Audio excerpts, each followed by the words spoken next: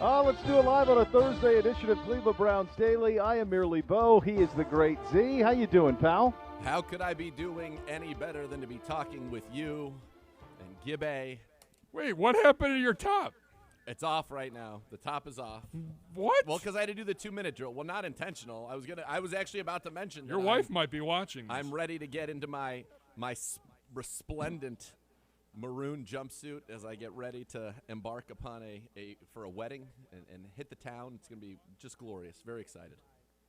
If you are in an airport today and you see a tall man with a closely cropped haircut who is dressed like Silvio Dante, yes, heading to the Bing, fear not. Fear not. It's just me. That's just Z. It's just me. You're going to look amazing in this thing. You do look amazing in this thing. I'm so excited for this. I mean, it's a treat. And, you know, the beautiful, lovely, sweet Miss K, she said, we got a travel day today. She said, I want you to throw on. Sure. I'll in the first commercial break for the people, I'll get the top back on, and then I'll do a little modeling for the people. Because it is something, it's a sight to behold, let's be honest about it. Yeah, it is this is Sil headed to the Bing, except it's you. It's gorgeous. It's absolutely gorgeous. Yeah. Yeah, fantastic. I absolutely love it. I absolutely love it. Look, we got this is it for us, right? We got this show, and then that's it for Monday, 2021. And then game day. Yeah, it's an odd scheduling quirk in that we played Saturday on Christmas, and we will not play again until Monday. So we will have some scores today on the program in the first hour. You will then retreat. The scores are on a heater. I'd like people to wear a flame retardant suit for the score segment because, careful, it reminds me of when male modeling was at its peak, and Jacoby Mugatu noticed a hot young upstart named Hansel, and he said, Hansel, so hot right now, Hansel. And then in an outtake, he actually said, Hansel, so hot right now. If I touched him, he'd burn my finger. That's what the scores are. That's what the scores are right now. They are. I haven't even looked at them yet. I have not looked at them. We don't need to. Not that it matters. Not that it matters. I'm interested to see how the league is going to handle the scores because the last few weeks now we're just we have. around. It's been it's prancing around at this point, like we're out at the Yellowstone with just taking in all the views in the corrals. No, it's the scores have been hot. So this is what's crazy though is with the COVID stuff changing. What was a really hard thing to project in, at the beginning part of December, we finally got our arms around it. And now, the COVID stuff's all different. Now you got 5 days in your back. It's possible Wentz will play this week, which is wild. Yeah. The way all this stuff is working. So we kind of got jobbed, I think. We right? did. Let's just call it. The we didn't football team, we got jobbed. We absolutely got jobbed. We can't change this 2 weeks ago going into the Raiders game, but we'll change it now. Oh, thanks. Nice. Very kind of you. We appreciate that. Thank you for getting right to it. Hop 2.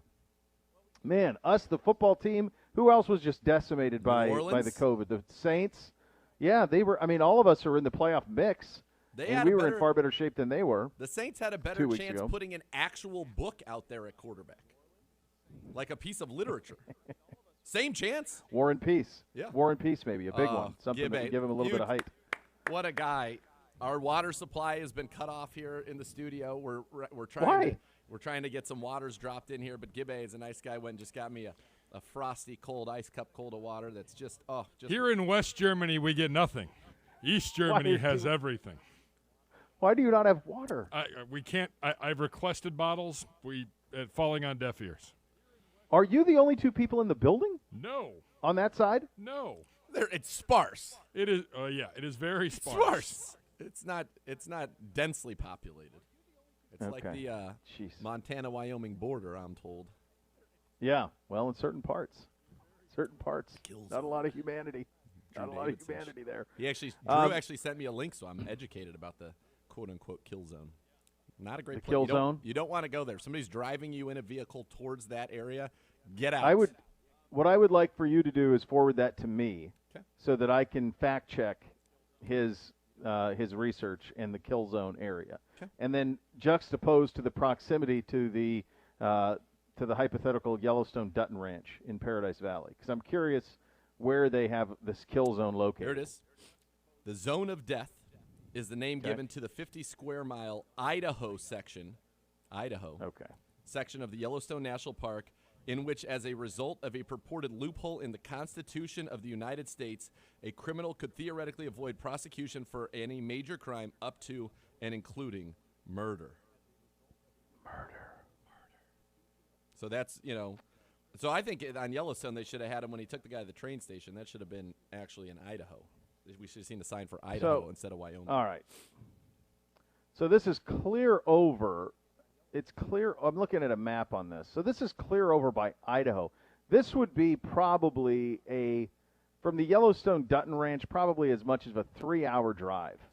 And they didn't tell us. We knew the guy was in the car for a long time because he was like, why is this taking so long to get to the train station? So maybe, but they did show a Wyoming that they crossed right into Wyoming, and that's when it went down, not into Idaho, which I would have preferred now that I know about this, thanks to our good man, Drew Davidson. By the way, do you know what Drew has purchased recently? No, what? So Drew's rewatching Yellowstone again. Uh-huh. And he just purchased himself a lasso. And he is going to be practicing lassoing. Here's what I got to do. This is what I should do. He needs to go. He needs to go out west, and I'll put him up at the Ponderosa. Yes, and I like this. It'll be like a fantasy camp. He can hang out with my dad, who's basically what's the old guy's name? No, the old guy with the mustache. My dad's basically a version of that. We just looked this up, and it starts with an L. Leroy? 40 J. Smith is his name. Is it Leroy? Is the actual guy? No, it's definitely no.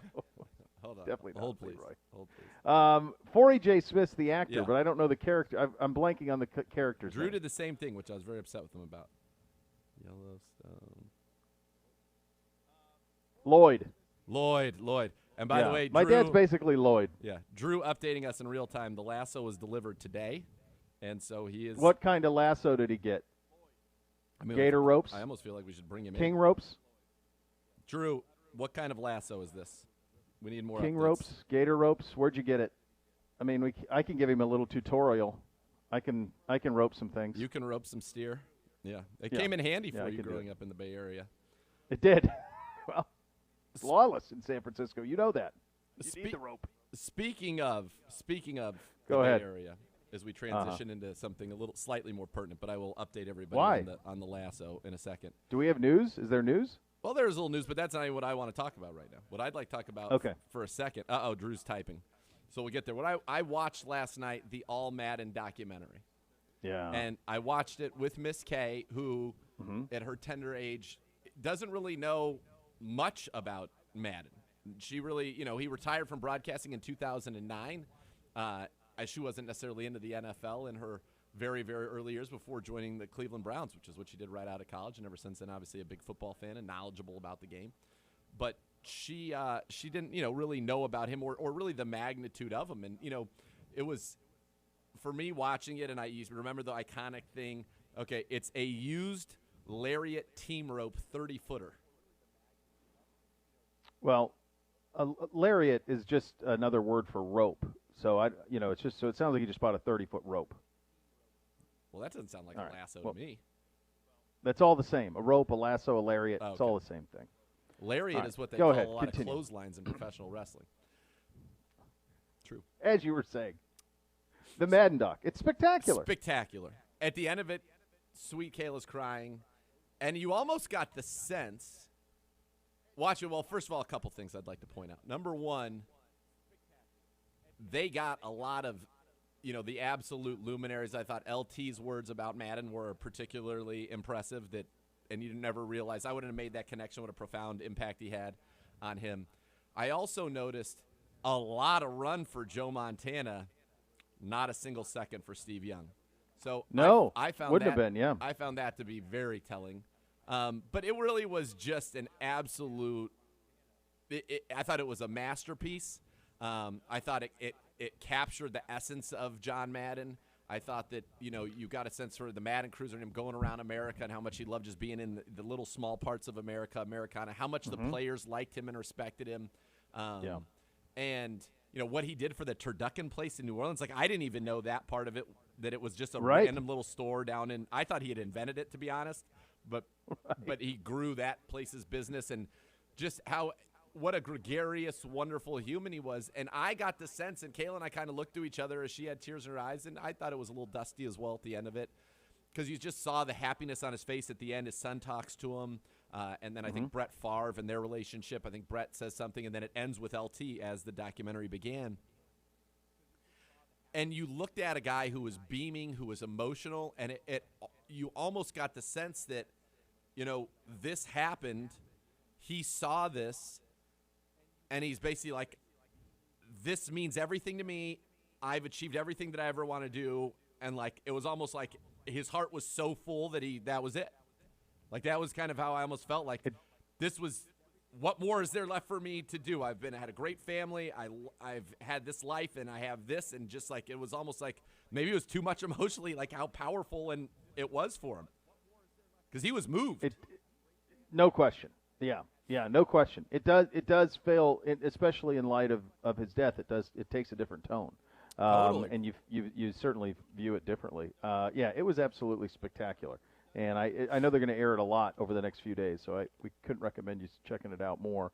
A couple of news, quite a big news actually, confirmed what had long been thought, and that is that, sort of confirmed in the way that best that Roethlisberger can do, that this will be his final game at Heinz Field on Monday night. You can hear for yourself. Here's Ben Roethlisberger from this morning in Pittsburgh on Monday night's game against us. You know what? I don't ever speak in definites or guarantees. That's just not what I've ever done or who I am. But, looking at the bigger picture, I would say that all signs are pointing to this could be it. Regular season, that is. I know we still have a chance to potentially get a playoff game there if things fall our way and we take care of business and things have to happen. But in the grand scheme of things, in terms of regular seasons, signs are pointing that way. This could be it. How do you read that? This is it. That's him saying this is it. Let's try to maybe have I think he's saying it's it. If you want to come out and show appreciation for me at Heinz Field, it's probably your last opportunity to do so. And that's it. And I think people should know that sometimes. I think it is good when it's known so that people can appreciate and have the gravity of the moment. And, he's going to be fired up. I think that place is going to be rocking. It is going to be electric. I truly hope that what we want to have happens on Sunday, because it makes that game not just for us. I think we're always thinking about it just through our lens, but for them as well. Because remember, they're still a half game ahead of us. So if they can ultimately do this, so if we can ultimately do it, so can they. Absolutely. Yeah, they need the same things that we need. Right. For one Sunday afternoon, we're all rooting for the same things. Right. With the Steelers and the Browns. We're rooting for the Rams to beat the Ravens, and we're rooting for the Chiefs to beat the Bengals, and the Chiefs over the Bengals is the must. That has to happen. So I thought it was interesting how he still left kind of a wiggle room out if he wanted to. Sure. Roethlisberger is somebody who, while a tremendous quarterback who's been an incredible thorn in the side of this franchise, unfortunately, for nearly 20 years, he is also someone who loves attention. Over the course of his career, he's been someone who would volunteer injuries from time to time. That was earlier in his career. But this is a guy who he did leave a wiggle room out. And you said it yesterday, he's actually still playing at a decent level. Not the level he's used to, but a decent level. He's still 66% passer. What did you say yesterday? 20 touchdowns, 8 picks on the year? Yeah. The last 2 years, it's like 53 touchdowns, I want to say, and maybe 20 picks. Not even. He's been – yeah, that's pretty good. Like, we would sign anybody up for that right now, right? I mean, it feels like that's where you want your quarterback to be. So Roethlisberger, last 2 years, as I pull this up and look at it, even better than that. He's at 53 touchdowns and 18 picks over the last 3 years, which for those of you, if he throws one touchdown before throwing another pick, which I hope he does not do, certainly against us, that's a solid 3-to-1 touchdown to interception ratio. Nothing wrong with that. Yeah. You would take that. A lot of people would take that. Yeah. You certainly would. Some good news on our roster this morning as we hit the practice field in preparation for Monday Night Football. Jordan Elliott, Chase McLaughlin, Greg Newsome, that's a big one, and J.C. Treader, that's a big one as well, all returning and activated from the reserve COVID-19 list. So a big cavalry coming over the hill there with those guys returning to the roster. Yeah, so you think about let's do it on the offensive side of the ball, right? You think about last week, you had exactly one lineman in the position that they were expected to start the season at, and that's Wyatt Teller. Now, I realize we're limited to 4 out of 5 spots, but whether it ends up being Blake Hance or whether it ends up being, James Hudson at right tackle, at that point, that would be the natural spot. But you think about from center left, you were 0 for 3 last week. Batonio goes to left tackle. Michael Dunson at left guard. Nick Harris is playing center. Well, now you're going to have Wills, Batonio, Treader, Teller. 4/5 exactly the way that you wanted it. Coach optimistic potentially about the return of Kareem Hunt. So your backs could be good. Your receivers are all there. You have all 3 tight ends again. Your offense is as complete as it can be with the trade in season and with Jack Conklin being out. If Kareem comes back. Flip to the defense now. Clowney's back. Malik McDowell is back. That's massive. Yeah. Malik McDowell's had a very, very good season. Clowney, I thought his absence was so noticeable in that game. Not only what he does as a pass rusher and a disruptor, but what he does in the ground game. So now you're up front. You don't have Tack McKinley, but other than that, you should be at full strength. Linebackers, full strength. Secondary, if John Johnson and Troy Hill are able to play, now those are injuries again, but full strength. And if they're not, you still have Ronnie Delpit and MJ Stewart at safety. And with Greg back, now you've got Greg Greedy and you've got Denzel Ward. This is as close to a full team as we have had in, I want to say, a month. Yeah. I mean, this goes way back. And, you feel very good. I did see the stuff. I saw somebody on the beat tweeting about JOK not practicing today.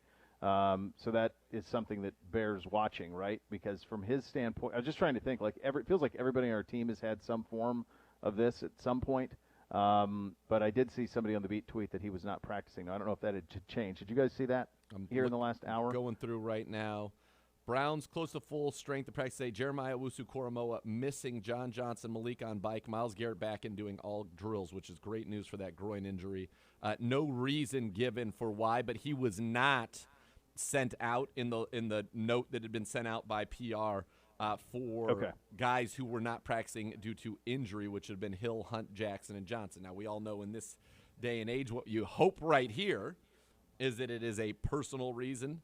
That obviously is not serious. You don't want to be gone for a personal reason, but you have to think at this point it could potentially be, something related with COVID. We don't know, but in the past when we've had guys who weren't practicing in a day, it typically later on that day we found out something not good on that front. And now JOK, he would be one of the few guys that hasn't had it recently. Remember, he had it, I want to say, at the start of training camp. Yeah, it was. It was early. Started training camp. So could he have gotten it again? Potentially. I don't know the answer to that. We don't know what it is, but he's not out there today. We will get an update on it, and certainly hope that's not it because JOK obviously has been a very good player for the Browns. Now, if it's Thursday, if this was day 1, Friday, Saturday, Sunday, Monday would be day 5. I don't know if they would how they're doing that math like they did with day 10, where day 10 was day 10 and you actually got to come off, and day 5 now you could come off. I don't know. It's a late game, but we'll see what that means, or if that's even the discussion that needs to be had. If that's even it. No idea. Who knows? Yeah, nobody has any idea. No scores. We just know that he's not out there. Yeah. Buying or selling home with Howard Hanna Real Estate Services, always a winning strategy. If you plan to make a move this season, they're going to have you covered. At Howard Hanna, every day is game day. Visit howardhanna.com/GoBrowns today. We'll go around the league coming up next. Take a look at some of these all-rookie teams. See who we would have as the top 3 players on these lists. We get to that coming up next. We're off and running. Cleveland Browns Daily, 850 ESPN Cleveland.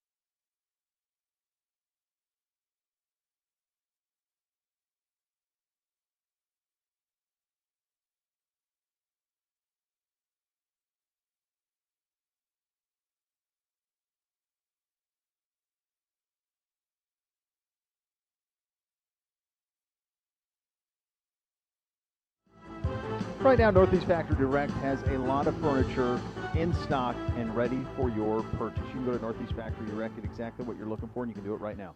They don't need all the gimmicky sales the other places are having to trick you into buying the furniture. They have the same low prices on high-quality furniture. Northeast Factory Direct's going to have you covered. Sofas, dining room tables, mattresses, game room equipment, hot tubs, even kitchen cabinets. All the same furniture and brands you see at the other stores, but for a whole lot less. Here's the only other way they're like the other stores. You're going to be buying a brand new piece of furniture that's going to be delivered right to your home. I encourage you to check them out like I did, West 140th Street in Cleveland, Lakeland Boulevard in Euclid, or Freeway Drive in Macedonia, or shop them online anytime at northeastfactorydirect.com. As we go around the league, yesterday we talked about the all-defensive, all-rookie teams. Offense out there today from the NFL. This is the one that David Carr put together. When you think of, Gibby has tasked us to rank our top 3 rookies in the NFL. Who do you, Parsons, Chase, and Waddle are the 3 that come to mind to me. I'm sure there's been offensive linemen. Obviously, old boy at New England at the quarterback position, I don't know where they would be without him with Mac Jones. But it's hard to, I'm not watching offensive line play if they're not playing for us, and same thing on the defensive line. Those are 3 guys that just jumped out to me along with Mac. You want to go those 4. Who jumps out to you? Obviously, Parsons is at the top of it. So Micah Parsons would be number 1. Number 2 for me would be Jamar Chase, Waddle. They tie for number 2. So that's the top 3. But if I was going to go 4, and I know people might say I'm crazy, but remember this. Write this down. This could change your life in fantasy football in 2022. I'm going to say Javonte Williams. And I realize he's splitting carries with Melvin Gordon. Insane to me. So he's averaging nearly 5 yards a carry. How about this? I'm going to give you a stat that I think is as impressive as any stat that there is in the league. Javonte Williams, in a shared carry situation, has forced 59 missed tackles on runs this season. That's most in the NFL. Tied. Is it really? Tied with Jonathan Taylor. Wow, that's a great stat. On half of the carries. Yeah, he's been great. He's been good. There it is. Yeah. I don't know where New England would be if Mac Jones wouldn't have been good. He is good, but he is good. Very good. It's a different job. He's not asked to go win games. He's asked to not lose them and operate their offense. I'll say this for Mac Jones. The layups are usually layups. Yep. They don't ask him to throw down the field. They don't ask him to press. They're not a great team that can chase, but he doesn't make mistakes underneath. The layups are layups. And with that offense and that defense, it's really all that's needed. What's supposed to be easy feels easy for him. Correct. Those things that are challenging, that the greats make look easy, are still challenging for him, as we saw certainly against Buffalo. Yeah. There is a limit to what he can do, but they're also a team that's going to be in the postseason. If they didn't have him and they were still working Cam Newton and Hoyer and all of that sort of situation, they wouldn't be where they are. You saw Aaron Rodgers, the reporting yesterday that he's going to make a decision quickly on what he's going to do next year. Not ruling out he's not retiring. I mean, that's absurd. He's obviously not retiring. Here's Aaron Rodgers' on-field performance is stunning. His off-field performance is a little off-putting. Yes. It's so much look at me. Yes. It just is a never-ending look at me stuff. And I know Favre did this at the end of his career too, if you remember. Like, he was constantly doing, am I going to not? What am I going to do? All this nonsense. He loved it. And, in fact, at one point retired and then came back as they were well into the process of transitioning over to Rodgers. I don't see any scenario for him that's better than the one that he's in. Their defense is really good. Their offensive line is really good. He's got the best receiver in football, if not the best, one of the top 3 receivers in football to throw to. They've got decent backs. Like, where they play in a division they can own. They're the only team in the NFL to win, 12 games 3 years in a row? They're going to have a chance to host another NFC championship game. Where is the opportunity better? You mentioned Denver, but I don't know that that's better. I don't know that's better either. It makes sense. Because you mentioned Favre. By the way, LaFleur can coach it. Of course. Come on. They're the only team in the league that's had 11-3 at 3 years in a row. They're the only team that's been done twice in that span. They've done it every year. He is great. Obviously, it's working. I don't see why he would leave. He said Devontae Adams is the best player he's ever played with, which caused Chucky Wood to put out one of those very funny gifs of, a little boy crying and saying, "I'm fine," which I thought was hilarious. I don't know why he would leave. I wonder if, because you mentioned Favre there, right? And it's interesting because Rodgers and Favre, while both playing in Green Bay, Wisconsin, both are national figures. Both, you would feel, get this. I feel like they get the same love, attention, promotion that they would get if they played for an LA or a New York team. I might be wrong. Maybe it would be bigger. I think. How could it be? I think the Packers are a more iconic brand than anybody. That's the beauty of the NFL. Is that you saw our numbers on Christmas. That wasn't by accident. Right. You can be in Cleveland, you can be in Green Bay, and you can be as big a star anywhere in the world. It doesn't matter. You don't have to play for the Giants or the Jets, right, or the Chargers or the Rams. In fact, I would argue that the Packers are a stronger brand than any of those four. Yes, concur. So, I mean, I was trying to just see if, maybe at the end of their careers they're trying to, they want more spotlight because they were in Green Bay, but at the same time I was saying that makes no sense. These guys, Brett Favre was larger than life, omnipresent. And so is Aaron Rodgers. Right. So I don't know what the unless he just wants to be in in California or back in the warm weather. Maybe he doesn't want to spend another winter in Green Bay. I mean, I don't know. That's the only thing I could think of. But the only place that potentially would have an opening would be the 49ers. I mean, there's no place else in the warm weather that there would be, unless, he's not going to Vegas to play with that squad. Yep. Like, that team's going nowhere with the way they've drafted the last few years. What happened to Ruggs? There's no way. So, the only place that would make any sense would be San Francisco. And I don't know, is their supporting cast better than Green Bay's? It's good, but I don't know. They don't have Devontae Adams. Debo's great, but I don't know that it's better. No, the run scheme is certainly very good. I think maybe your trio of Debo, Ayuk, who's starting to play pretty well for them, and Kittle, is that better than Devontae, who obviously is the first pick out of the three, Valdez, Scantling, and Tunyon? Maybe. Maybe it's a little more diverse and sort of, instead of just leaning so heavily on Devontae. But I don't know. If it ain't broke, don't fix it. It feels pretty darn good to me what's going on there in Green Bay.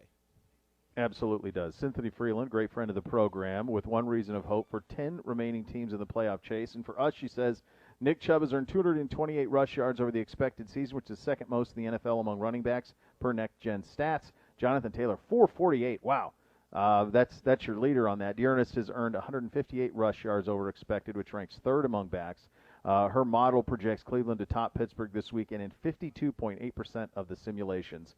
It's going to be a tight one.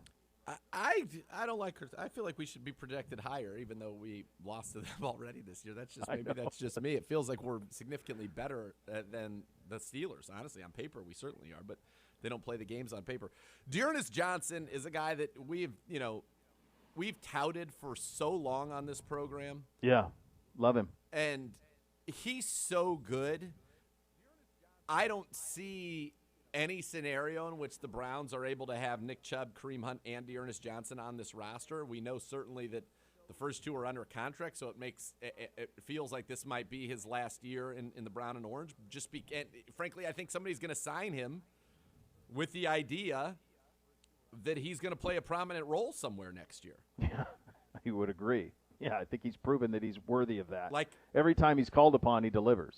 Every single time. Yeah, he's a very, very good player. Like, if you're the Miami Dolphins, you bring Dearness Johnson in, and now you've got a real lead running back. Yeah. Or, there are just a lot of teams that I think could benefit from the services of Dearness Johnson. He's a stud, flat out. He is. Yeah, no other way to slice it. That's exactly what he is. Browns fans can win big both with the digital scratch-off game brought to you by the Ohio Lottery on clevelandbrowns.com and the Browns social channels. Fans can play once per day throughout the season by digitally scratching off a virtual card for chances to win great prizes like Team Shop gift cards and tickets to future games. For more information, log on to promotions.clevelandbrowns.com. Coming up next, a Thursday edition of The Scores. My goodness, what a treat. You listen to Cleveland Browns Daily on 850 ESPN Cleveland.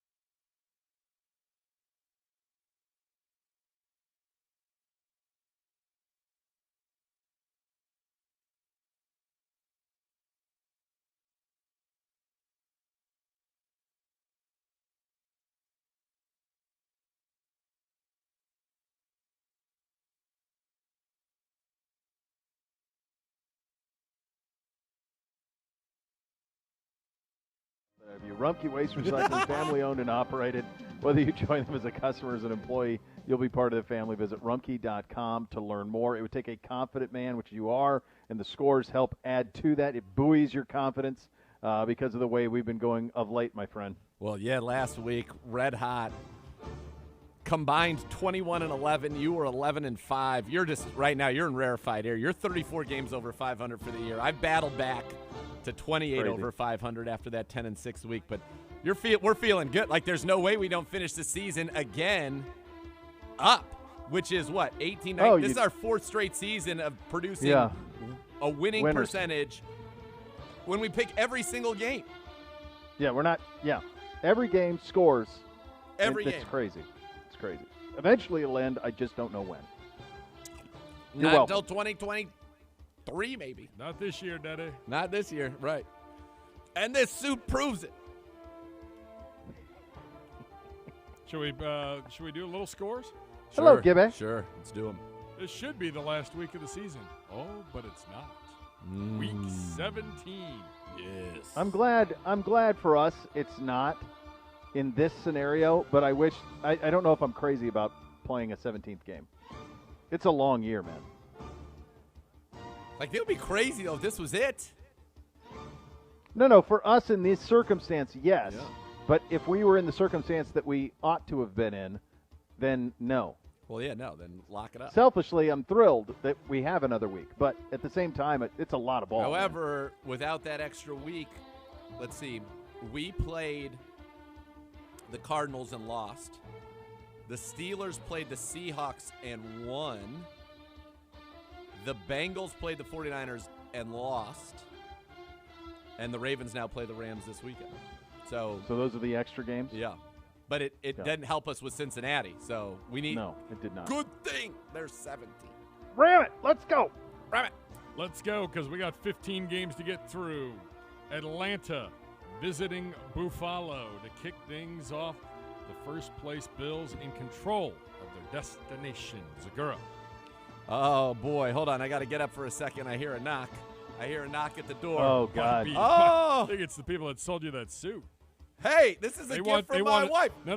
This they want you to be suit. a spokesperson. Oh, good save. See? Wow, that's one of the fastest on his feet Gibbays. Let's go. Take him now.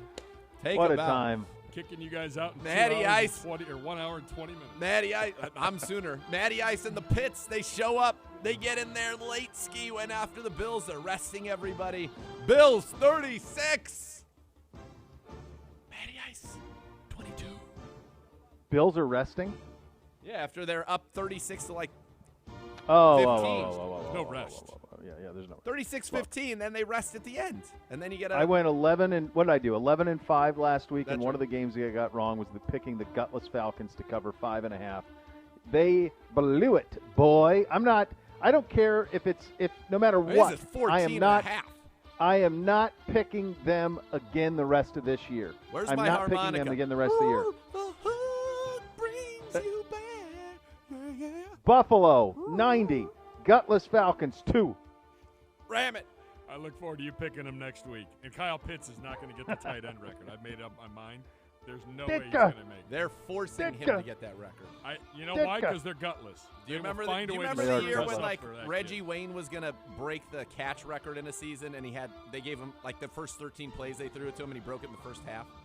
They can get the ball to folks. I'm confident that if anybody can screw it up, they can. Jacksonville visiting New England. New England's got to keep pace. Good news. They get the lame duck Jaguars. Bishop. Jaguars just brutal of late.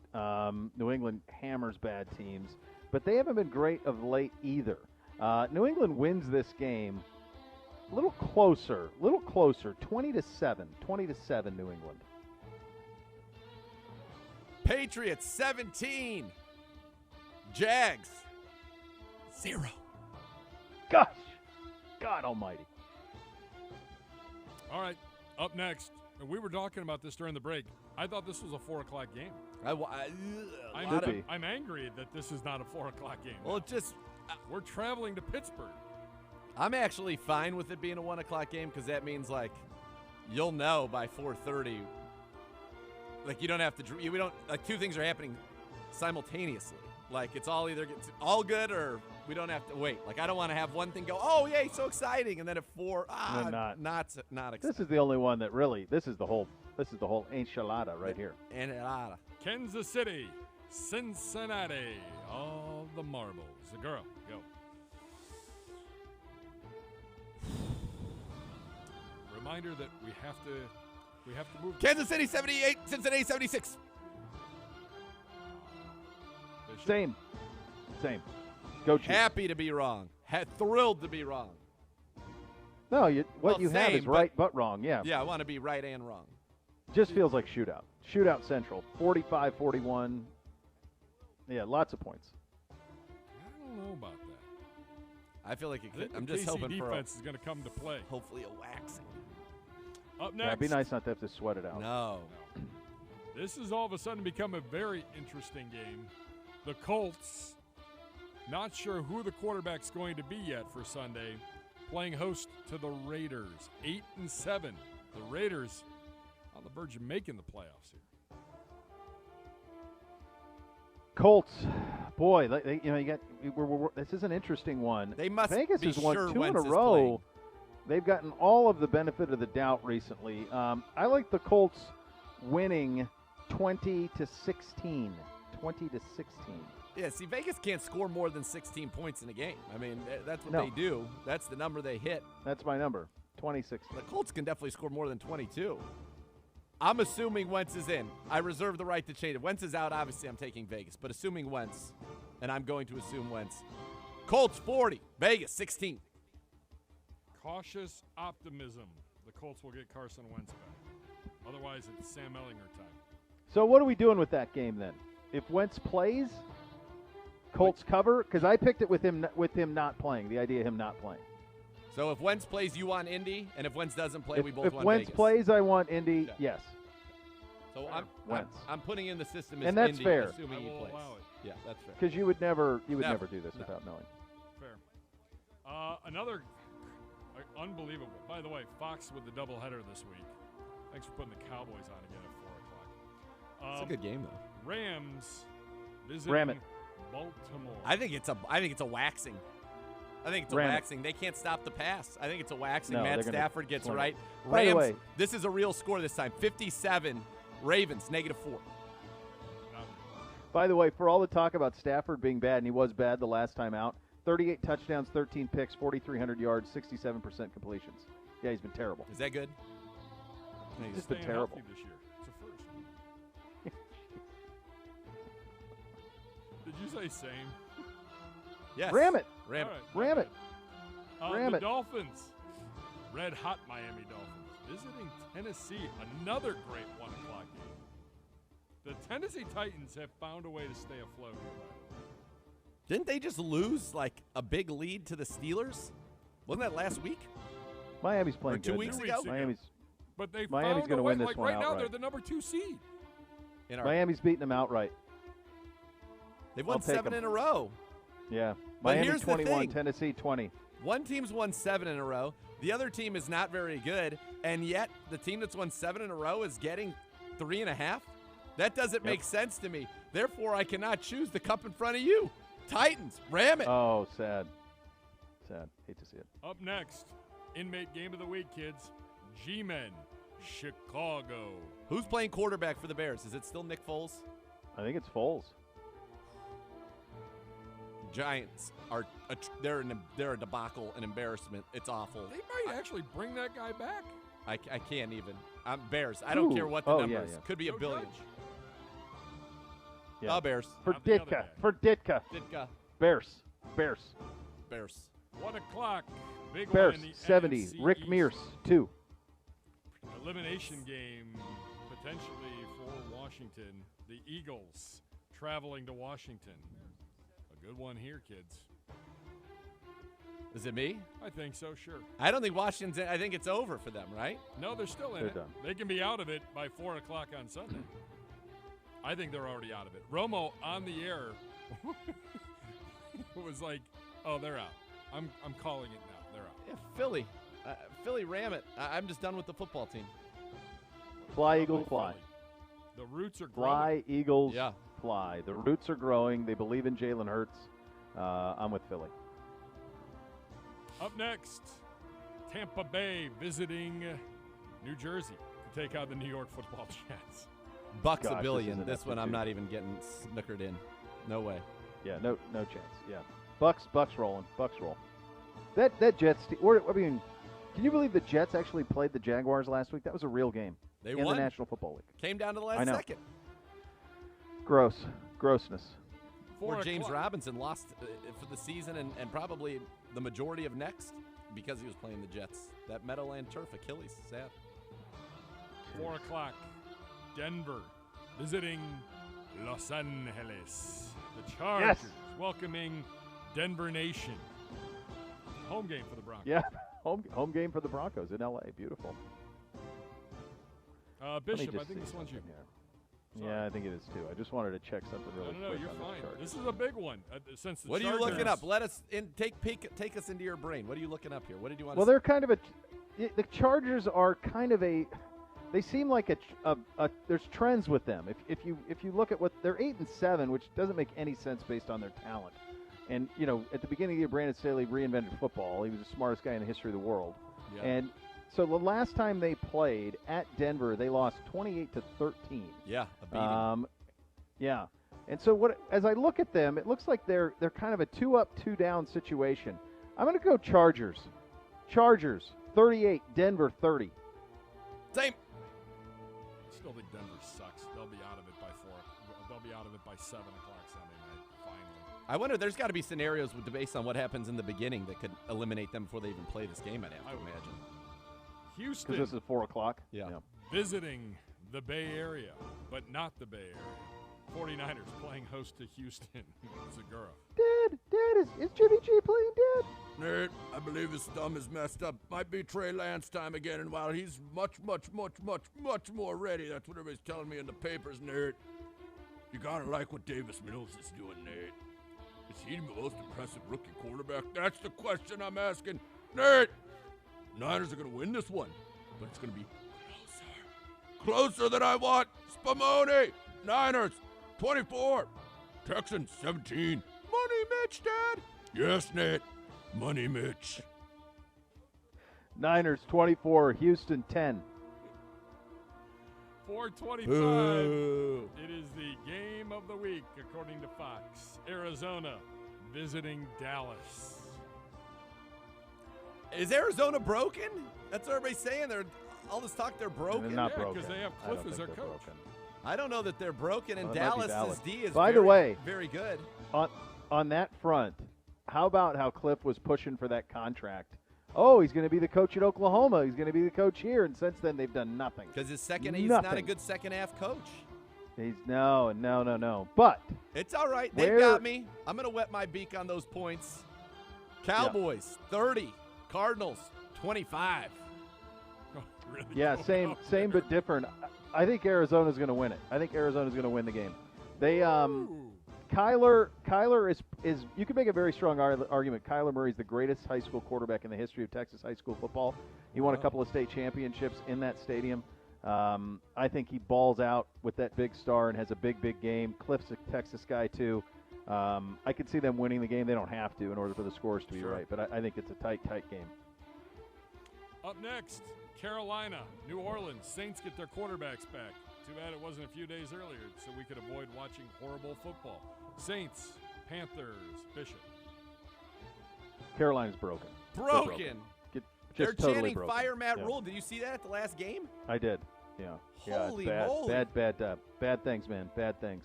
I like New Orleans by 8.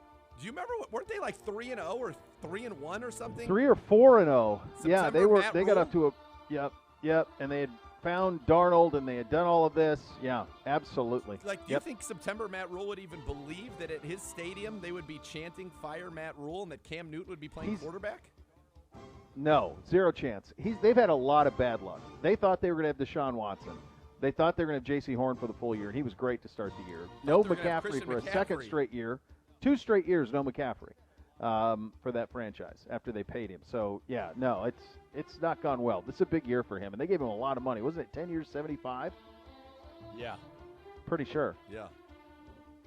Up next, kids, Lions visiting the Seahawks, a close runner-up for the inmate game of the week. There's a lot of great games. This is not one of them. Zegura. They're checked out. Seahawks might win it, but it'll be tight. Russ already plotting his next escape, his next destination. Apparently a lot of a lot of cities on that list, not including Seattle. Detroit I like does it. Yeah, same. Yeah, they either win or it's close.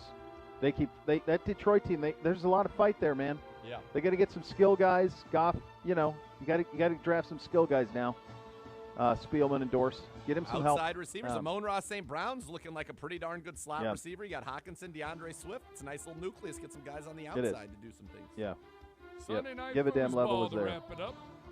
Prior to our game on Monday, Vikings visiting Lambeau Field. It's the Aaron Rodgers retirement farewell tour.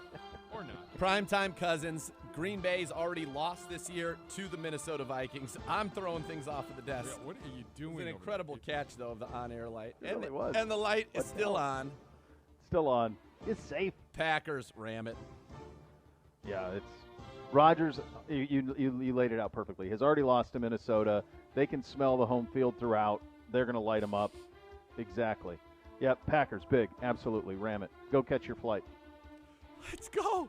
Yeah, if you happen to be at the airport, you see me strolling Did you stand up and, model that? Should I do that? I will for the people. Just for the people. First of all, if you're at the airport and you happen to see him is impossible. If you're at the airport, you will see him. I assure you. Just splendid. Just quick a splendid appearance. Quick shout out to Connor. Connor's taking me to the airport. What a human. Jeez, Connor with the K? Connor with the K. Think about where he started. One-time nemesis? Low. Power rankings. Low, and now just a steady ascent. Meal ticket in training, and he's taken well to the training. Wow, what an incredible thing. Yeah. All right, buddy. Have a happy New Year, pal. All right, happy New Year, you guys. Love you guys. On Monday. Let's go. We have so Rumpke much more. Waste There is actually an entire hour, including hearing from our quarterback. Rumpke Waste Recycling, family-owned and operated. Whether you join them as a customer or as an employee, you'll become part of the family. Visit rumpke.com to learn more. You'll hear from Baker Mayfield at the podium coming up next. You'll listen to Cleveland Browns Daily, 850 ESPN Cleveland.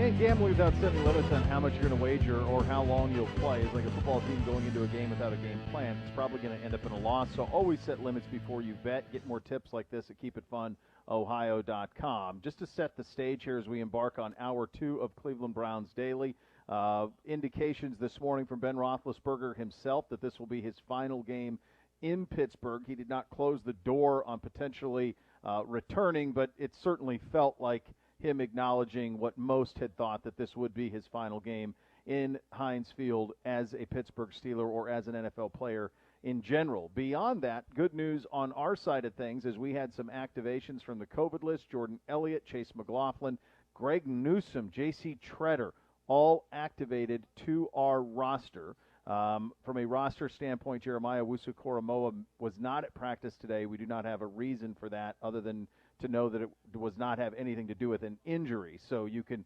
connect the dots as you will. This is not a score situation. There's no information. Stefanski will talk here in about a half hour. Do I have that right, Gibby? And at that point, you'll probably get some clarity on where that stands. Maybe. Maybe. I mean, in all seriousness, we're still 5 days out from a kick. Right. And so the 5 days. Today's a Thursday, but it's. So, and the way that we had done this previously, if it is a COVID situation, would be, and again, asymptomatic COVID and all of that, and JOK, if memory serves, has had it previously this year, would be on the 5th day you go. So that would be, today, Friday, Saturday, Sunday, Monday would be the 5th. It'd be Monday night. Theoretically, he could go, provided he has. But again, this is not a score situation. We have no idea what's going on with him. We'll hear from Coach coming up here shortly. The Roethlisberger retirement part of this is going to add to the emotion of it. And this will be the headline. This is going to be, if you're watching this game on the television, this is all you're going to hear about on Monday will be a love letter to Ben Roethlisberger. My recommendation would be listen to the radio. That would be what I would do, because it's going to be a lot of, and he is an all-time great. He's a Hall of Famer. He's all of those things. But he's no question what will be all of the lights will be shining on Ben Roethlisberger as he closes out his Steelers career in Pittsburgh on Monday night. Gibby. All right. So, and I was just trying to, I was trying to find it, and I couldn't find it. But what do you think ticket prices have done since Ben Roethlisberger said Monday night might be my last home game? I would imagine at least doubled. I mean, it has to be probably one of the bigger tickets in 2021 in the NFL. Oh, my gosh, I would think so. Monday Night Football against the Browns, potentially the playoff. Keep in mind that everything that we're still alive for, they're a half game ahead of us in the standings, and really a full game ahead of us when you consider that they would have the tiebreaker against us, but they have the tie at 7-7-1. They have at stake on Monday everything we do. They're going to be rooting for the Rams to beat the Ravens. They're going to be rooting for Kansas City to beat the Bengals, just like we are. So it's a playoff elimination game. It's Roethlisberger's last game in Pittsburgh. Yeah, I think you're right. I think it'll be a very, very difficult ticket. The only thing, would weather, but I can't imagine weather keeping Pittsburghers away from that game. I just can't imagine that. I think it will be raucous. I think you're going to get the full Renegade, and all of that stuff is going to happen on Monday night. That stupid song. Probably your most cold-blooded moment producing this show was opening our show with that after defeating them last season. So, yeah, I think that's probably your most cold-blooded moment. And it was oh so sweet. And it would be oh so sweet to send him out. I mean, let's remember, if we do beat them on Monday, his last two games at that place against us would have been his final playoff game where you deal him a loss, and his final regular season game where theoretically you deal him a loss. And that would be a bitter pill for him to swallow. It would be an appropriate one, Gibby, though I don't know anyone who has tormented this franchise more than him. I don't even know who it would be. Bradshaw obviously had success in the 70s, but those Browns teams were really good, and it wasn't the type of dominance. For the longest time, Roethlisberger threw for more yards, more touchdowns at our stadium than any of our quarterbacks before Baker got here. So this is there's an opportunity here to at least put a ribbon on what has been a tough pill to swallow through these 2 decades nearly. So the forecast on Monday, 33 degrees, partly to mostly cloudy. Monday night, perfect. Clear sky, 26. Going to be cold, but no wind, no weather. Well, and we talked to Bernie about this earlier in the week. We've done this conversation, varying degrees of this conversation, the last couple of years. Since his elbow surgery, you see an inability to drive the ball, and it's exacerbated in cold weather. It's exacerbated in wind and cold weather. It's just harder when you've had surgeries. So this will be a situation where you probably won't see much outside the numbers for the Pittsburgh Steelers. It'll allow you to squat on those routes. You'll have to make plays when the ball is in the air. We should be, hopefully John Johnson III can come back. If he does, you should be healthy on the back end. Hopefully Troy Hill as well, but Newsome back is enormous. There should be some balls that you can go grab and take the other way. And if you think about how that playoff game started a year ago, it was all the momentum in the world to start that game, and then it just waterfalled from that point on to a Browns victory. And I think, Z went over his keys to victory, Gibby, and I think it really is that. It's the turnovers. If you win that battle, it feels like you win the game. Yes. It's really simple. You cannot give them any chance. Think back to the playoff win a year ago. First snap, over his head, we get a touchdown. Right then and there, the tone is set, and they have to play from behind. If they are playing with a lead or it's close, they have guys that know how to make plays in the fourth quarter. And that's, they do. He got Kevin Stefanski earlier when he met with the media, got asked about that. Like, why do you think that they show or have so much success in the fourth quarter? Not just a second half team. Like, they know how to win in a fourth quarter if it's close. If they're behind, they're dead and buried. Yeah, that's the tricky thing is and we went over it. These aren't fun things to talk about, but it's just the reality of this football team in 2021. This Browns football team, it's been an anti-clutch team. We have not been able to win the close games this year. If we're in a close game in the fourth quarter, we haven't been able to come through. There's a bunch of reasons for why that is, and not every game has it been the same scenario. But it's one of those cases where you can't help but feel, if it is tight in the fourth at that place with the emotion of it, that they will have a pretty big advantage. Now, with that being said, when you look at these two rosters and you think about a Pittsburgh team that's ranked in the 20s offensively, that's dead last in the league against the rush, there is every opportunity for us to do what we should be able to do with a healthy offensive line. We ought to be able to run the ball against them, and we have got to be able to make throws down the field to loosen that up. You will see 8 or 9 in the box. They'll play base, and they'll put everybody up, and you're going to have to make a couple of throws in order to get a victory. But I'll tell you, if Sunday goes the way that people are projecting it to go, let's remember the Rams are a 3.5-point favorite, I think, and Kansas City's 5.5 over Cincinnati. So we need both of those things to happen, especially Kansas City over Cincinnati. That's the must, is that one. And so if those things happen, and those are very reasonable things. Those are very reasonable things. If those two very reasonable things happen, this will be a Monday nighter like few we've seen in this rivalry, where it's a playoff game. Simply put, it's a playoff game. And that's something we saw that last year, obviously, but to see it with a full house at Heinz has a chance to be pretty special. By the way, it's also a Manning cast night. Are they back? They're back. Boy, I wondered how I would view that. I wondered how. So this will be is back, and that comes from someone at ESPN. Wow, I wondered how I would handle if I would like the Manning cast when I have a rooting interest. I know. Because so often what makes that great is it makes a game you otherwise don't care much about one interesting and entertaining. How is that when your team's involved? I don't know. That's going to be fascinating to see. Yeah, because they don't pull any punches.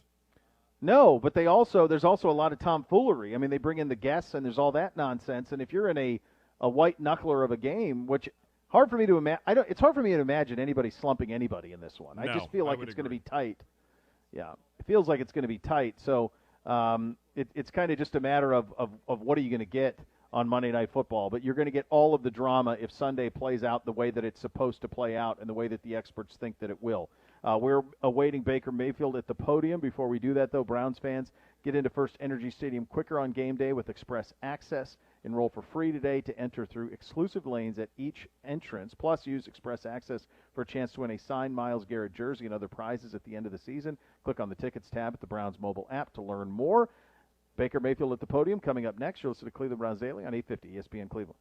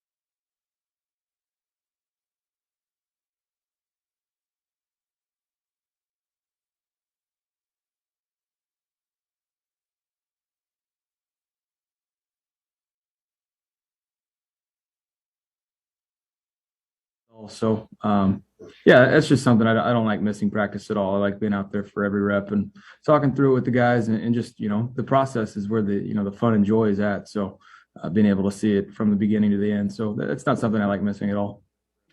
Hey, we've talked to you a lot about some of the physical challenges you've had this year. From a mental standpoint, Baker, how tough has this season been for you? I mean, any season's going to have its ups and downs. This one's had a little bit more, drama, should you say. But, it comes down to handling your business, trying to find ways to win any possible way, and doing that week in and week out. So right now we're just in a situation that it's very apparent that we have to win this game. And that's our job right now, and we're focused on that. Thanks, Tom. Nate Ulrich is next. Hey, Baker. In the interest of, sometimes having to talk about things that are more important than football, obviously we all saw Emily's post, and, when the phrase death threats is used, it seems pretty serious. How are you processing, the type of stuff that she's referencing there that she saw on social media?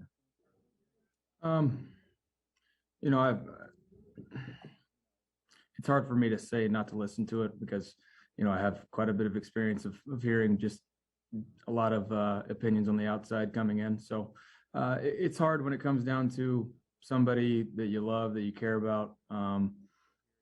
She's not able to change some of the outcomes of the game, or any at all, should I say. And so it's just one of those things that, we're in a world today in society that there's a lot of keyboard warriors that, make empty threats and things like that, which it's quite honestly ignorant when they go after people that aren't directly involved in football. And then when you talk about taking your own life, killing somebody, or all that is just, that to me is ignorance. But I try not to listen to it because those are not the people that I would listen to, whether it was good or bad, regardless. So it's tough to, tell your loved ones and your family not to defend you and look into that stuff. That's just human nature. But, you have to take it one day at a time and realize that, your priorities, your family members, the people that truly matter to you, those are the opinions you need to listen to. And it's just one of those things that it's, blown up to be a much bigger deal on the outside. And it's not like it's anything new for us. Did it rise to the level of Brown security or authorities getting involved?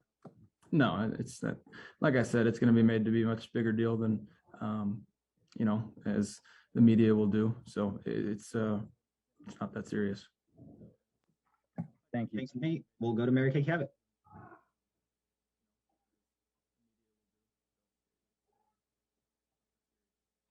Looks like Mary Kay may be frozen. We'll go to Dan Lobby for now. Hey, Baker. I wanted to ask you about like fourth quarters, game-winning drives, things like that when they don't go your way. When you're trying to figure that stuff out, I guess, how do you go through the week, kind of analyzing that, repping that, kind of making, trying to get some of those things right? Throughout the week of practice afterwards or leading up to it? Yeah, I mean, how do you kind of, when you rewatch it on film, what are you looking for? And then, like, are there things you can do in practice to replicate stuff like that? Or is it just something you have to be in the moment to kind of do, I guess? I think there's a lot of in the moment things, but when you look back at it, there's oftentimes more than not, it's little details of day one teaching of, footwork or depths or, where we're IDing communication, all those little things are, magnified in those critical moments during a fourth quarter. And that's why it's even more important that, we have to do our job at the very highest level possible, because in those critical moments, it's truly the little things that matter. And then for these next two games, obviously I know this season has been difficult for a lot of reasons, but is there sort of do you kind of look at it as your opportunity to sort of seize the moment here? I mean, anytime we're still in contention to make the playoffs, it's a great opportunity for us. So that's the way I'm going to handle it. Okay, thank you. Thanks, Dan. Next up, Cam Justice. Hey, Baker. You've been wearing that shoulder harness now for several weeks, and its function's designed to limit that range of motion in that shoulder. With that being said, has there been any adjustments that you and the AVP and maybe other trainers have had to make, like new footwork drills or mechanic exercises, that keeping that harness in mind when you're going through practice and preparing for game day? No, I mean, I just try and treat it as game-like as possible, full speed reps. There's not much I can do to, overcome the harness and the restrictions, because that is protecting me. So it is what it is. Is there anything that you've had to do to, like you said, not overcorrecting or overcompensating, to make sure that you don't, do anything like that as you go into the rest of the season and into next season when you have that full range of motion back in the shoulder and you can lose that harness? No, I think it comes back to, trusting my fundamentals, my, my throwing motion of, finishing through my target. And that's been the biggest issue, is just keeping that momentum going towards the target. And that's, obviously it's like if you're teaching a 5-year-old how to throw, you finish towards your target momentum wise, unless you'll be falling off your back foot and the ball will sail on you. So it's just little things like that. And so, it's just something I've had to get used to. Thank you. Thanks, Cam. Scott Petrick, go ahead.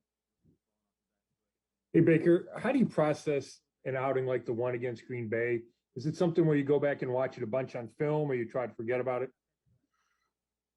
Go back and watch what I need to, or watch it all the way through, then correct the mistakes that I need to, should I say. So, it's not harping over too much, because, we were still pretty close to winning that game. And did I play my best? Absolutely not. Did the rest of the guys around me play great? Yeah, I think they did. A few things that fell our way during that game, we would have won, but I have to make those corrections and, put us in the best position possible to win. And I didn't do that, like I covered after the game. So it's not harping on the negative too much, but there is need to be, focused on it to correct it. Where would you say your confidence level is, not only after that game, but after, kind of up and down first 15 games? I'll be just fine. I'll be just fine. I'm not worried about that. Thanks. Thank you, Scott. Let's go to Jake Trotter. Yeah. Hey, Baker, you've faced plenty of adversity in the past, but you were mentioning earlier, more drama this year than maybe past seasons. How challenging has it been dealing with the unique adversity you've faced this year? Even as recently as having to, fly up the day of the game after being out 2 weeks and everything else that preceded that. Yeah, there's been a lot of firsts for me this year, but that comes with the territory and the position I'm in. So I have to handle it the best I possibly can. And I know I've said the cheesy cliche comment, there's no manual on how to handle this, and there hasn't been. So it's been one day at a time throughout this season. And to me, that's the only way to correctly handle it. And try and make the most of the opportunities, try and find the positives within a lot of the negativity around, whether, it was created by the outside or what. It's just, realizing the things that matter, prioritizing that, and, blocking out the rest to be able to focus on the job at hand. You mentioned, I think before, sometimes it's hard to tune out all the outside noise, outside criticism. There are TVs in the building, for example. I think you've mentioned that before. Has it been more difficult, though, this year than maybe in the past to tune everything out? I'd say yes, but only because, some of that drama earlier in the year was within the building, and it wasn't just directly outside. So it was, we had to handle a few things internally, and that's okay. We did that, and now we're here, so that's what matters. Thank you, Jake. Ashley Bastock is next. Hey, Baker, I know when we talked to you on Saturday after the game, you mentioned your feet, I think, on the red zone interception. And I guess I know you've worked so much on your footwork, just what that process has been like this year, and when things aren't going right, like that throw, what are you seeing, I guess, when you're watching film back?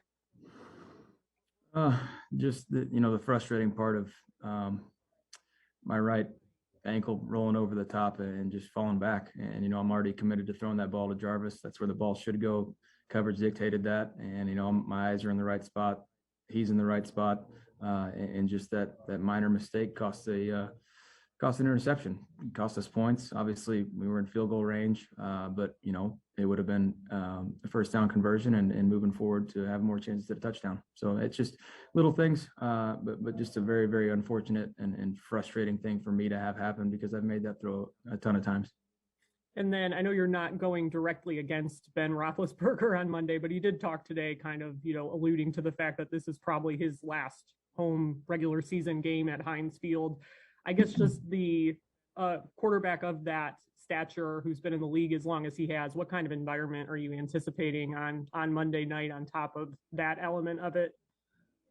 I mean, it's with everything in our division, the situation at hand for both teams right now, regardless of Ben's situation, I think it would be a great environment. And then to add on top of that, just everything that he's given to that franchise over the years, the success he's had consistently for a very, very long time. I have nothing but respect for Ben. And so I'm expecting just an even better environment, both teams to be playing for, the livelihood of the playoffs at hand. So it's just one of those things that everything's aligning to where this game matters quite a bit. But for us, we need to handle it like any other game and one play at a time to do our job at the best possible level we can. Thank you. Thanks, Ashley. Daryl Ryder, go ahead. Yeah, Baker, piggybacking off Ashley a little bit there. Just the challenge of going into what will probably be a charged atmosphere at Heinz Field, and then going against that defense, which it doesn't seem to matter what year, they always seem to find a way to play good against the Browns. Just could you touch on the challenge of, going into that type of atmosphere and facing that tough Steelers defense?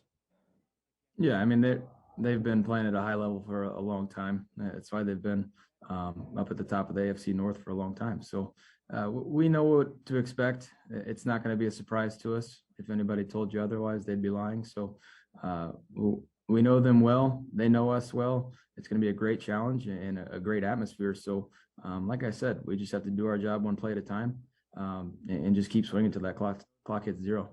You mentioned you pretty much know what to expect from them. Do you go back and look at the game from earlier this season at home and dissect that? And I know you don't want to get into a paralysis by analysis type of situation, but can you really lean on that to get an idea of exactly what they plan to do to stop you guys? Yeah, I think they've changed. Just a few minor tweaks here and there throughout the year, and that's what everybody does. But going into it with Keith Butler as their DC and their scheme being the same over the years, you can kind of tell how they want to defend you. Now they're going to have minor tweaks and different looks for you. That's what they do, but we have to expect that and just react and play and trust our eyes. So it's just one of those things that, yeah, when it comes down to base scheme and foundation of what they're trying to get accomplished, we know what to expect, but they're going to have minor changes that we have to be prepared for. Thank you, Daryl. We'll take one more for Baker. Marla Reiner, go ahead. Yeah, Baker, I know you said you had respect for Ben, but is there some part of his game or any that you admire most? I think there's a lot that I admire about his game and respect it, to be honest with you. His play, he extends plays, but he trusts his guys thoroughly. He trusts his receivers, tight ends, all those guys to make plays for him, and he's done it consistently no matter who's been out there with him. And just, when it comes to fourth quarter or coming back and sparking drives for a comeback, and when a play is needed to be made, he's consistently done that for a long, long time, and that's just something that you can't teach. He's just had that, and that's why he's had success for so long. Thank you. Yep. Thank you for your time today, Baker. All right, there's Baker Mayfield at the podium right there. OBM, Ohio Business Machine, preferred copier provider of your Cleveland Browns. They have all the X's and O's for your office. Call 216-485-2000 or visit ohiobusinessmachines.com. You'll hear from your head coach, Kevin Stefanski, up next. You're listening to Cleveland Browns Daily on 850 ESPN Cleveland.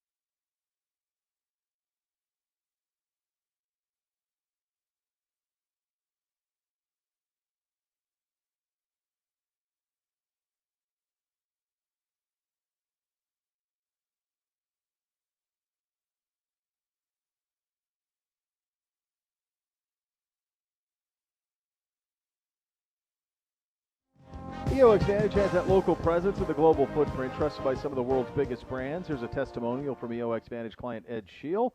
He's the VP at Skyward Specialty Insurance. The tools we've designed with EOX Vantage are real business changers that open the door to us to all sorts of valuable opportunities and efficiencies. They help our team members stay on the same page while collaborating remotely, make it easy to communicate with customers, and cut way down on manual data entry and the associated input errors, cut hours off processes and response times. Operationally, it is a brand new ball game for us, and it can be for you too. I encourage you to learn more about EOX Vantage by visiting www.eoxvantage.com or call 216-298-1616. And now here's your head coach, Kevin Stefanski, at the podium from earlier today.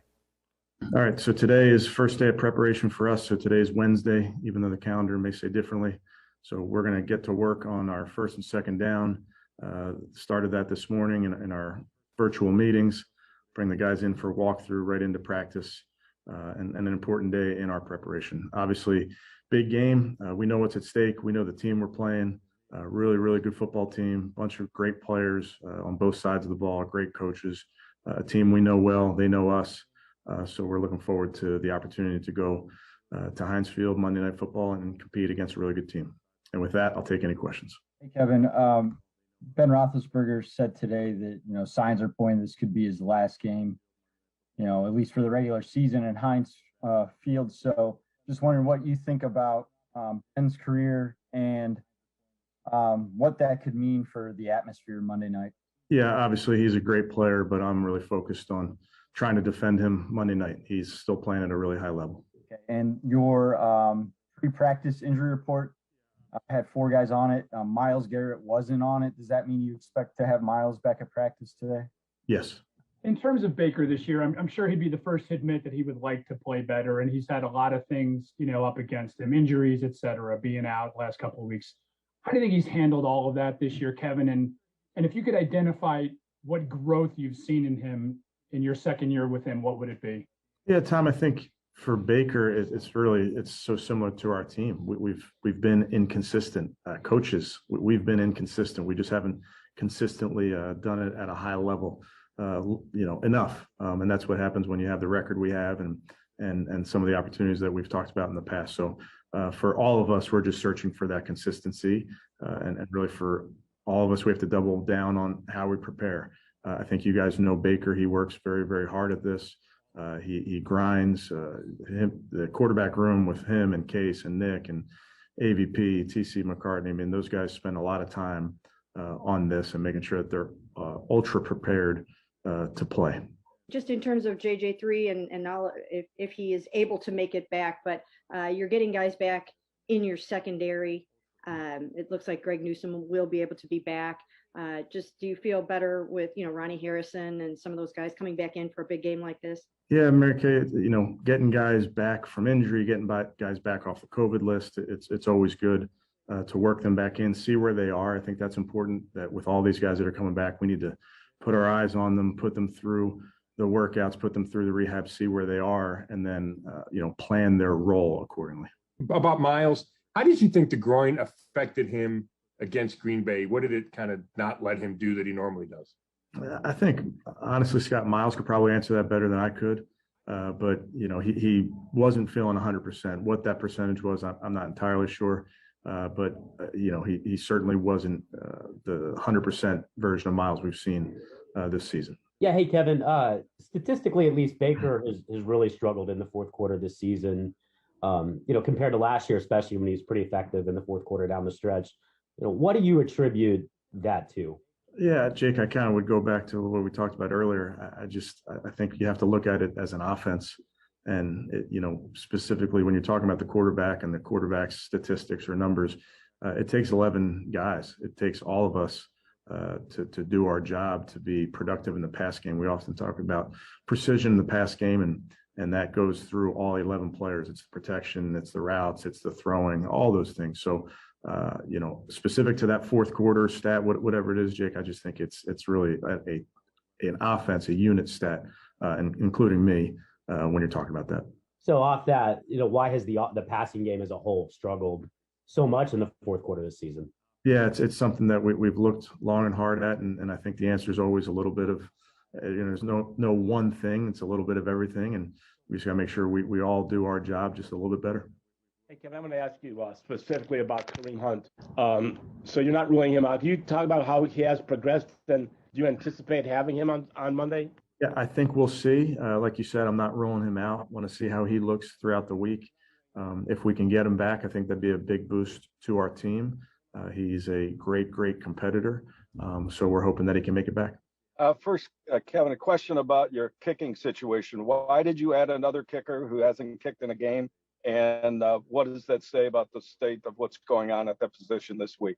Yeah, I just think, Andrew and the personnel staff felt it was important to bring guys in for a workout, signed a kicker off of that. Chase is anticipating him coming back off of the COVID list. So just trying to make sure we're always adding and managing this roster. So is there an audition going on this week? Yeah, I'm focused on today, Tony, which for me is Wednesday. So who's your kicker today? Is it Nagar, or is it Blewett, or is it McLaughlin? We'll see out of practice. The other question is, there's two schools of thought about the Steelers' run defense. One is traditionally you don't run on them; they're so good, you don't run on them. Realistically, they're 32nd in the league. Everybody runs on them. Where do you fall in line on that issue? Yeah, Tony, it's a good point, and I know what the statistics say. But when we played them last time, it was a hard front to run on for us in that last game. I know we ended up having some yards towards the end, but it's a stout front, and we have to make sure we're doing our job really along the front, on the perimeter, running back, you name it. You really have to be about your business because this is a physical group. They run multiple fronts. As you know, they have the big players on the edge. Number 97 is still playing at a very, very high level. So it's a really good group. So I know what the statistics say, and I understand that, but I have a ton of respect for that defense and that run defense. Hey, Kevin, I wanted to follow up on Jeff's question about Kareem. Obviously, Dearness just stepped up and you've had guys step up. But when you don't have Kareem out there with all of the things he can do, how does that impact what you can do on offense? Well, I think you mentioned it. Dearness has stepped up for us in big moments and come through. And having said that, I think all those guys are different. So if you don't have Nick, you're not going to replace Nick. If you don't have Kareem, you're not going to replace Kareem per se. These guys are great players. So Kareem has a different style than each one of those guys. They all have their own flavor in terms of how they run, how they play. And certainly Kareem's style fits what we do. So if we are able to get him back, look forward to utilizing him. And since you've been here, I've heard you reference John Madden a few times. I was just wondering, within passing recently, what you think of, his legacy, what kind of influence he may have had on you, as a coach, becoming a coach, whether, that was watching on TV or playing the games or what have you. Yeah, I would think any football fan my age, however old I am, growing up, you were playing Madden. And I think my first Madden game, I believe, was probably 93. And, it was just such a big part of our childhood growing up and playing with your friends. And he was ubiquitous in all that. And then as a commentator, he was a lot of times doing those NFC games for Fox. So growing up an Eagles fan, anytime you heard Madden and Summerall, you knew it was a big game. So certainly he was definitely on in the background of my life. And obviously what he's meant to our game, I don't know if anybody's had a bigger impact on our game. Ever get to interact with him when you were coming up? I did not. Yeah, he was, he would come through a few times when he was doing games, come through the Vikings for production meetings, that type of thing. But I never had the pleasure of meeting him. Yeah, Kevin, another Baker question for you, specifically about like the last 2 to 3 minutes in games. I know earlier you mentioned it's a collective. Everybody has to kind of come together and be better. So just from that angle, how can you guys, coaching, team, whatever, help Baker be better in those moments? It's a pass-fail league, and, the cold hard math is he had 5 opportunities this year, and you guys haven't been able to capitalize on those. So I guess collectively, how do you guys be better in those moments? Yeah, I think, Daryl, we've had 5 opportunities, like you mentioned it, we as a group. And these games are close. That's the NFL. And I know we've played in a bunch of close ones, and we're going to continue to play in close ones. and there are opportunities in each one of those moments for us to come through, and that's the plural, us, and that's where I feel like we as coaches need to put our guys in position to succeed. And when we do that, obviously, then we got to come through and make a play. But it's certainly something that we're working very hard on. Thank you, Kevin. In contrast to your team's fourth quarter struggles, Pittsburgh has scored 150 points in the fourth quarter, and Ben's got 11 touchdowns in the fourth quarter. And a lot of that has to do with them coming from so far behind, like in your playoff game, we saw that. But do you think there are some individual quarterbacks who just have the power to hit another gear in that final frame and in the final minutes? Yeah, I think probably historically, Tony, you could look at a lot of quarterbacks over time that, that have these comebacks and I think about some of their great ones. Peyton Manning comes to mind. I mean, think of Frank Reich in Buffalo. These guys come from behind and they're down multiple scores and they're chucking around the yard. So obviously there's some great historical context for guys that come from behind. And, as it relates to us, in any game we're in, when we get in those moments, we're always thinking about what the situation is, how many timeouts do we have, how many yards we have to go to kick a field goal, how many scores do we have to get. So a lot goes into that. 5 seconds, you're hot. In terms of operation and making sure that all 11 players are on the same page. All right, good stuff from Coach there as he continues the preparation for that game against Pittsburgh on Monday. Remember, while this is Thursday for us, it is Wednesday for the football team, and the extra long week, which should allow for this Browns team to be very, very healthy as it's been in a long time on Monday Night Football against the Steelers. When a medical mistake causes you injury, call the medical malpractice attorneys at 1-800-ELK-OHIO. Elk & Elk is a proud partner of your Cleveland Browns. You're listening to Cleveland Browns Daily on 850 ESPN Cleveland.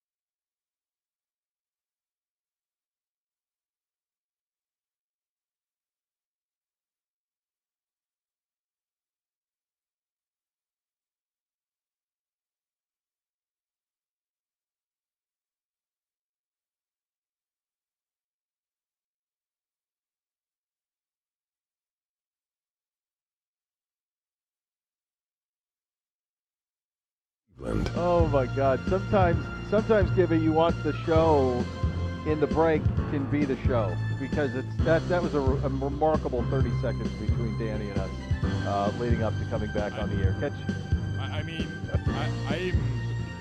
We don't have a show tomorrow. And right now, thank God. I think I'm in a good place with that. I'm gonna go let you guys live, and we'll talk to you Monday from Pittsburgh. That's how that's gonna go.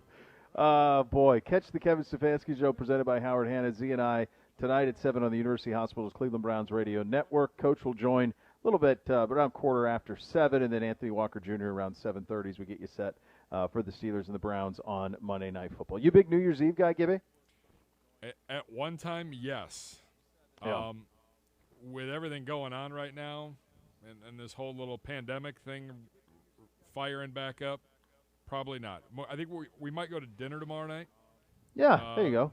But then everything else will probably just be at our place. We might have a couple friends over, whatever the case. I mean, there was probably 8 years ago, I was renting out a bar for New Year's Eve. Come on. No way. And it was everything that you would think and then some. It would need to be.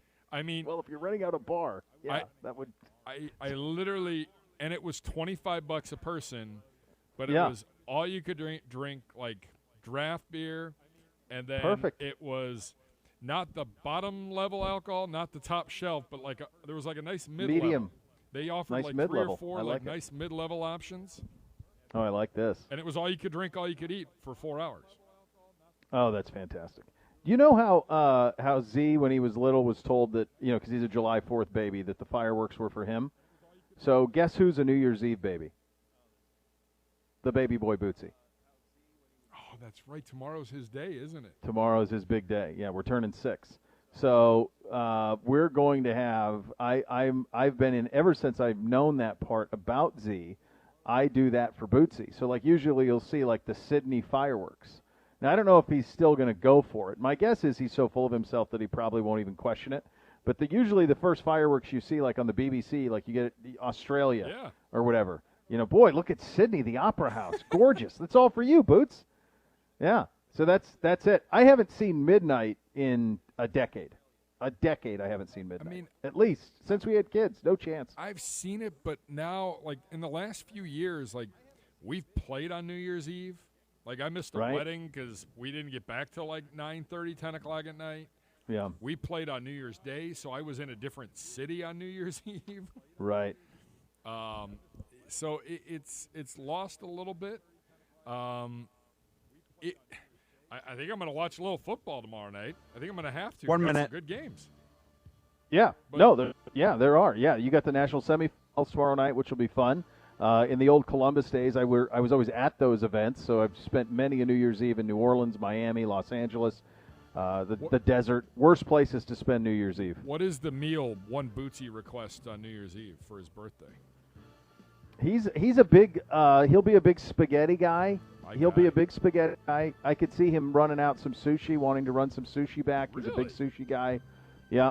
I think those would be probably among those. He always could go, a simple mac and cheese might be the way that it goes. And a New Year's soak. It's all 30 seconds. Definitely be a New Year's soak. There's definitely going to be donuts in the morning. That's a lock. Probably donuts, French toast, and bacon would be how he will start his day. That's my guess on how that goes. Over in the morning. That's right. Happy New Year to you, my friend. You too. Happy New Year to everybody out there listening. And we are back on Monday for what should be a monster game in Pittsburgh. The next